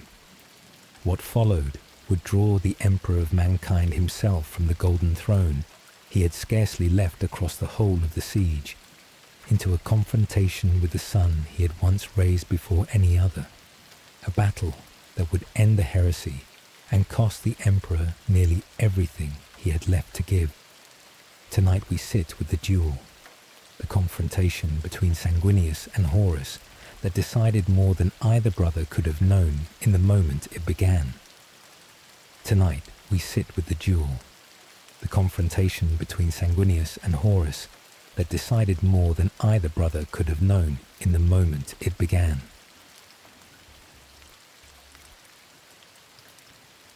Sanguinius falls. Alone and already spent from his long defense of the Eternity Gate, Sanguinius met Horus aboard the Vengeful Spirit, and though he fought with everything remaining to him, the confrontation ended just as his own foresight had long promised it would. Sanguinius stood before Horus at last, the brother whose friendship he had once valued now transformed by chaos into something scarcely recognizable as the War Master he had once known. What passed between them in those final moments carried the weight of everything this story has already followed. An old bond, a foreseen ending, a purpose larger than either brother's own survival. Sanguinius fought with the whole of what remained to him, exhausted as he was from the defense that had already claimed so much of his strength before this confrontation ever began. The end came as his own gift had long promised it would. Horus, empowered by the whole of the Chaos God's terrible favor, proved more than even the great angel's courage and skill could overcome, and Sanguinius fell aboard the very ship his vision had shown him for so many years. His death marked the fulfillment of a foresight he had carried since long before the Siege of Terra ever began, a fate accepted rather than merely suffered, chosen with open eyes rather than stumbled into by chance or misfortune. What Sanguinius purchased with this foreseen death, however, was not nothing. His confrontation with Horus, brief and costly as it proved, occupied the War Master in the crucial hours before the Emperor himself could arrive. buying time in the same manner every defender across this whole long siege had already learned to buy it, through sacrifice offered without any guarantee that it would prove sufficient, trusting only that it might matter to whatever came after. There is a fitting continuity worth marking between Sanguinius's own death and everything else this story has already followed across so many earlier stages of this same war. From the first defenders who held the outer walls, knowing their positions could not last, to the soldiers who bought hours at the Saturnine Wall and the Mercury Wall alike, every stage of this long defense has rested upon the same principle. Sacrifice offered not in certain hope of victory, but in the trust that time purchased at great cost might yet matter to whoever carries the fight forward. Sanguinius's own death, foreseen and accepted so long before it arrived, belongs to this same pattern, however much greater its individual weight within the whole story of the siege. And there is something worth honouring in how closely Sanguinius's final act mirrored the choice that had defined his whole approach to this foreseen ending. He did not seek to delay the confrontation, did not seek some clever avoidance that might have spared him even briefly. He met Horus face to face, just as his own foresight had always shown him he would, offering the whole of his remaining strength to a battle he had long known he could not win outright, trusting that the manner of his fall mattered as much as its outcome. The Emperor's desperate gambit. Forced at last to abandon the golden throne he had maintained throughout nearly every stage of this long war, the Emperor confronted Horus face to face, a decision shaped by a bond between them unlike any the Emperor shared with his other sons. Through nearly the whole of the siege that this story has followed, the Emperor had remained upon the golden throne, sustaining with his own will the psychic wards that kept the worst of the warp's malice from overwhelming Terra entirely, even as his defenders fought and died by the million across the walls and gates below him. To leave that throne, even briefly, meant weakening a defense upon which the whole of Terra depended, a risk the Emperor had avoided across every previous stage of the siege regardless of how desperate the fighting below had become. That he chose at last to leave it and confront Horus face to face reveals how far the situation had deteriorated by this final hour. Sanguinius had already gone ahead and already fallen. The walls themselves were failing, and Horus stood closer to Terra's heart than any enemy in the whole history of the Imperium had ever come. Faced with these accumulating catastrophes, the Emperor judged that the risk of leaving the throne, however grave, had become smaller than the certainty of ruin should he remain upon it any longer, while Horus advanced unchecked. This decision carried a weight beyond ordinary strategic calculation, for Horus was no ordinary enemy to the Emperor. He had been the very first son the Emperor ever recovered after chaos first scattered the infant Primarchs across the stars, raised personally by his father for a time before any of his brothers were ever found, a closeness no other Primarch could claim to share. Whatever the Emperor felt in choosing to face this particular son in personal combat, it carried the weight of a bond built before the whole of the Great Crusade had even properly begun, now called upon to answer a betrayal that bond had never prepared him to expect. There is a particular tragedy worth naming in a father forced to confront the very son he once raised above all his other children, a wound distinct from anything an ordinary battlefield loss could inflict. Every other duel this whole siege has produced pitted defenders against enemies bound to them by circumstance or by the accidents of war. This confrontation pitted father against the son he had loved first and longest, a closeness that made Horus's betrayal cut deeper than any other treachery across the whole of the Heresy, and that made the prospect of ending that same son's existence a grief the Emperor had to carry into battle alongside every other burden this final confrontation demanded of him. Whatever calculation of strategy and necessity drove the Emperor from his throne, it could not separate itself in whole from this older and more personal history. A father compelled by circumstance to become, in this single terrible hour, the one being in the galaxy who might yet end what that same beloved son had begun.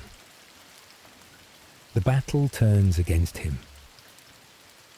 Empowered by the full and terrible favour of the Chaos Gods, Horus proved capable of wounding the Emperor grievously, a battle that came far closer to ending in the War Master's favour than any account of the Imperium's history likes to dwell upon.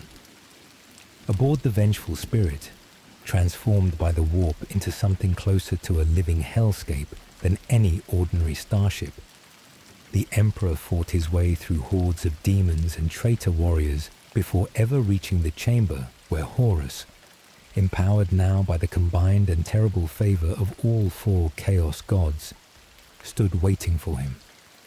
What followed was not the swift and certain triumph later ages might prefer to remember, but a battle that came, at its worst moment, perilously close to ending in catastrophe for the whole of the Imperium, rather than its salvation. Horus's power, swollen by the dark favour granted him, proved capable of wounds even the Emperor's own considerable strength could not entirely turn aside. A psychic blast tore the flesh from the Emperor's face, costing him the use of one eye. Horus tore his father's arm from its very socket, and in a final and almost unthinkable act of violence, lifted the Emperor bodily and broke his back across one upraised knee, an image of defeat so total that it marked the single closest the Imperium ever came to losing everything in one single terrible moment. There is a reason worth sitting with as to why this confrontation came so close to catastrophe, one that reaches beyond any simple measure of strength against strength. Horus fought this battle empowered by the combined favour of every chaos power that had backed his long rebellion, a gift of dark strength poured into a single vessel for a single decisive confrontation. The Emperor, by contrast, entered this same battle already having spent the better part of the siege sustaining Terra's psychic defences from the Golden Throne, his own considerable reserves already diminished by labour, few outside the palace's innermost circles ever appreciated in whole. This was never, in truth, a contest between two combatants at the height of their respective strength, but a battle between a father already worn thin by long vigilance, and a son swollen, however briefly, with power drawn from every dark corner of the warp. It was at this precise instant of apparent total victory that a lone loyalist warrior reached the bridge, arriving just as the Emperor fell beneath his son's terrible strength. Horus, exultant in what seemed a certain and final triumph, turned to display his father's broken form to this newly arrived witness, mocking the futility of any further resistance. The warrior, far from breaking before this display, answered instead with defiance, placing himself between the fallen Emperor and the War Master's continued fury, buying, in that single desperate act, the last few moments that would prove to matter more than anything else in the whole battle. The final mercy. As Horus's failure to secure total victory in the moment allotted him became clear, the Chaos Gods withdrew their favour, and in the sudden clarity that followed, Horus begged his father to end him before their corruption could reclaim what remained of his mind. Whatever precise mechanism governed the withdrawal, the Chaos Gods, who had empowered Horus across this whole confrontation, abandoned him in the very moment his failure to secure swift and total victory became apparent, a pawn no longer worth the investment once the outcome had slipped beyond easy certainty. As their terrible favour withdrew from him, something of the Horus, who had once been the Emperor's most beloved son, returned, however briefly, to the surface of a mind that had been buried beneath corruption for years beyond counting. In this fleeting moment of clarity, Horus looked upon what he had become and upon what he had already done, a horror clear enough that his first and only request of his father was for an ending, delivered before the gods who had claimed him could reassert their grip and drag him back beneath their corruption once more. Whatever grief or hesitation the Emperor carried in this moment, he granted his son's final request, gathering what remained of his own considerably diminished strength into one last psychic strike that ended the Wallmaster's existence for good. There is a mercy worth naming in this final act, however terrible its necessity. A father who grants his own son's plea to be ended, even a son who had already brought such ruin upon everything the father had built, offers a kindness few other endings across the whole of this war could claim to match. Horus did not die condemned and unrepentant, raging against the very father he had betrayed. He died asking for release from a corruption he recognized, in his last clear moment, as something worse than death itself, a small mercy salvaged from the wreckage of a betrayal that had already cost the galaxy so much. There is a final question worth sitting with in this closing act of the whole heresy, one this story leaves open rather than answered. Whether the son who begged for release in that last clear moment was the same son who had first raised his banner against his father, or whether something of the true Horus had already been lost long before chaos ever released its grip upon him. Perhaps both readings hold some truth. The man who begged for mercy in his final moment, and the Warmaster who had orchestrated so vast a betrayal, may have been, in some sense, two different beings sharing a single body across the whole of the heresy's long and terrible course. The second silenced at last only when the first was permitted, for one brief and terrible moment, to surface and ask for an ending. Rogel Dawn and his escort of Terminators reached the chamber shortly after, discovering their Emperor broken and barely conscious amid the remains of both Sanguinius and Horus. The Emperor, with whatever fragment of strength still remained to him, asked for only one thing: to be carried at once to the Golden Throne. There is a particular starkness in this final request. A being who had just ended the whole of the heresy with his own hands, finding within himself only enough strength left to name the one place he still needed to reach, before whatever remained of his own life slipped away entirely. What awaited him there, and what this final journey would cost both the Emperor himself and the whole Imperium he had built, is the story we turn to next. Tomorrow, in the final part, we sit with the Golden Throne, and the 10,000 years that began the moment Rogel Dawn carried his broken father home. Sleep well. Tomorrow, in the final part, we sit with the Golden Throne, and what began the moment the Emperor was carried home to it at last. We have followed this siege from the fleets that first broke across the Sol system to the bombardment that opened Terra's ground war, from wall after wall bought with the same terrible currency of hours purchased against certain loss, to the duel that ended the heresy at a cost that nearly ended the Emperor himself.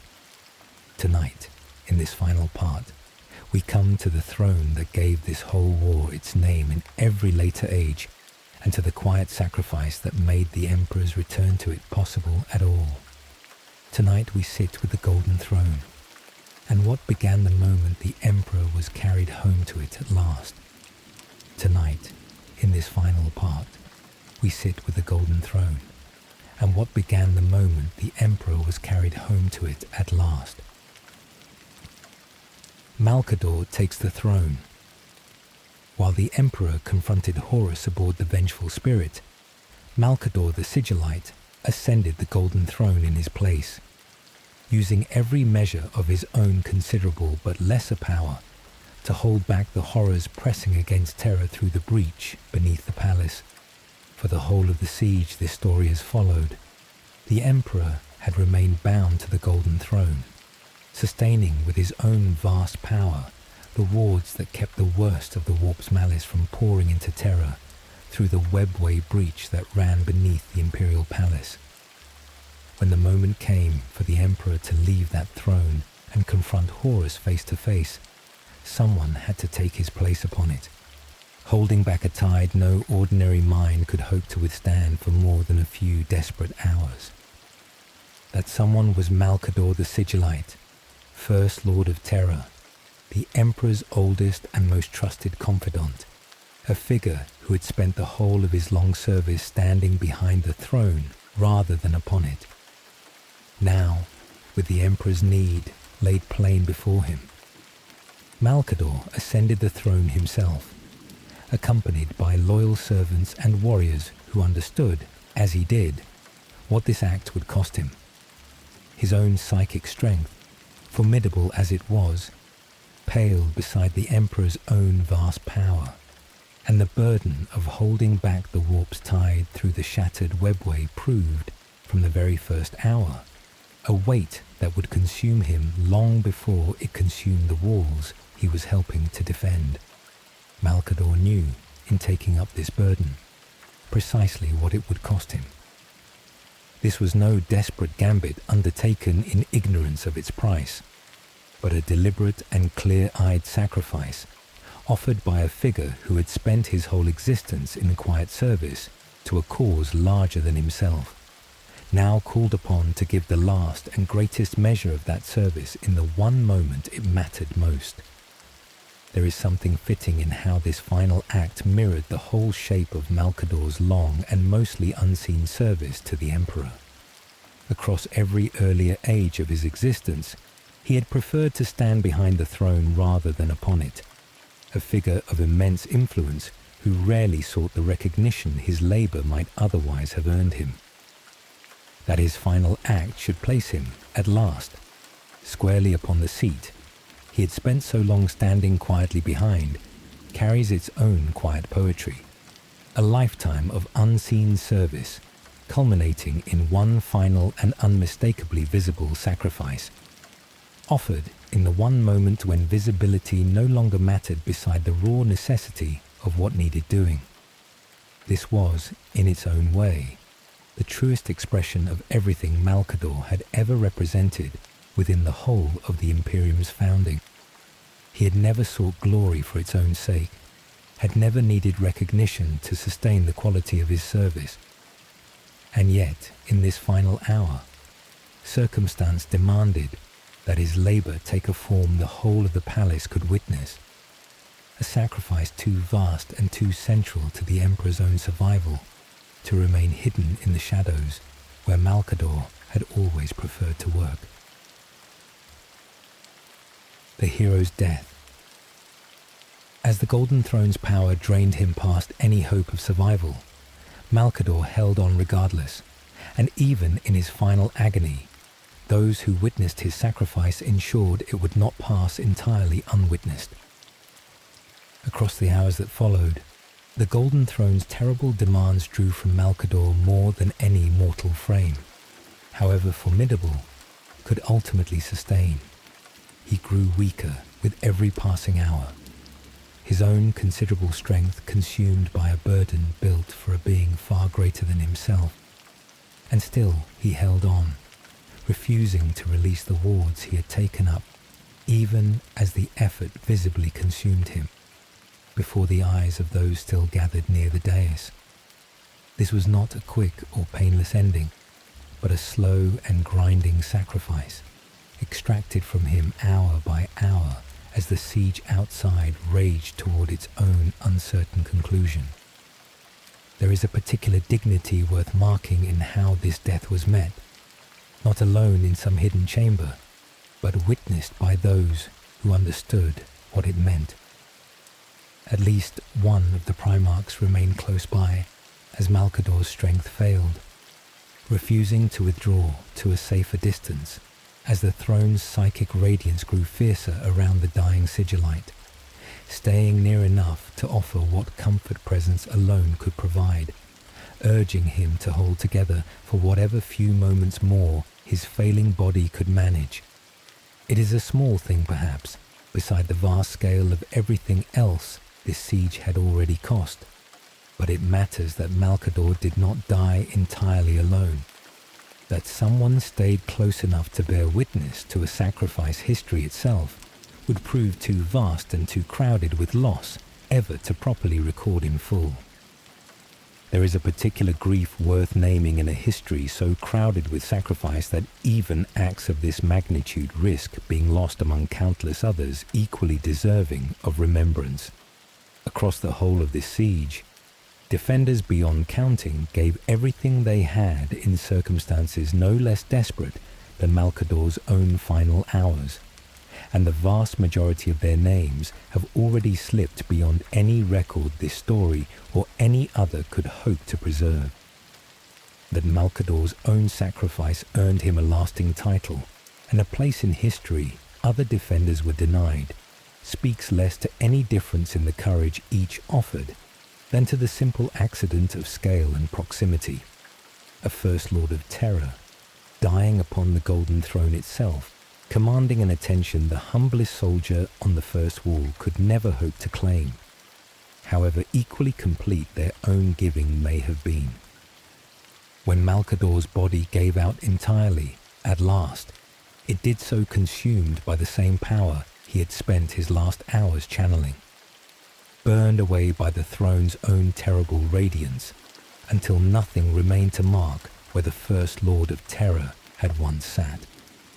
The Emperor, upon learning what this sacrifice had purchased for him, declared that Malcador would be remembered forever, after not by his old titles, but by a single new one, Malcador the Hero, a name meant to carry forward, across every age still to come, some memory of what his final service had cost him.